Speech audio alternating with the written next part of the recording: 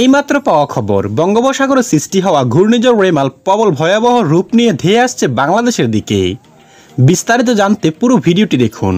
দর্শক, এই মুহূর্তে বঙ্গোপসাগরে অবস্থান করছে ঘূর্ণিঝড় রেমাল।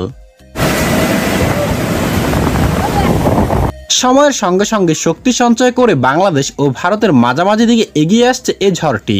জানা গেছে ঘূর্ণিঝড়টির আকার 400 থেকে 500 কিলোমিটার হতে পারে। আর ঘূর্ণিঝড় রেমালের প্রভাবে 5 থেকে 10 ফুট জলোচ্ছ্বাসের আশঙ্কা রয়েছে বাংলাদেশে। ঘূর্ণিঝড়টি আজ রোববার মধ্যরাত থেকে বাংলাদেশের উপকূলীয় এলাকা অতিক্রম করতে পারে বলে জানিয়েছেন আবহাওয়া অধিদপ্তর।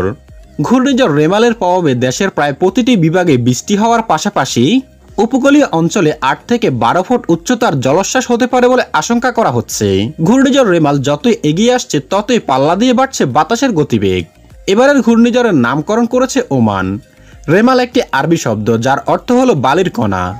এছাড়াও ঘূর্ণিঝড় রেমাল আরও শক্তিশালী হয়ে প্রবল ঘূর্ণিঝড়ে পরিণত হচ্ছে। পায়রা মংলা সমুদ্র বন্দরে 7 নম্বর বিপদ সংকেত নামিয়ে তার পরিবর্তে 10 নম্বর মহাবিপদ সংকেত দেখাতে বলা হয়েছে। রবিবার সকালে আবহাওয়ার বিশেষ বিজ্ঞপ্তিতে জানানো হয়েছে, উপকূলীয় জেলা খুলনা, সাতক্ষীরা, বাগেরহাট, পিরোজপুর, ঝালকাঠি, বরগুনা, বরিশাল, ভোলা, পটুয়াখালী এবং তাদের অদূরবর্তী দ্বীপ ও চরসমূহ 10 নম্বর বিপদ সংকেতের আওতায় থাকবে। ধারণা করা হচ্ছে আগামীকাল সকাল থেকে রাত অবধি দেশের বিভিন্ন জেলায় বৃষ্টির পাশাপাশি ঝড়ো হাওয়া বইতে পারে। তাই দেশবাসীকে সতর্ক থাকতে বলা হয়েছে।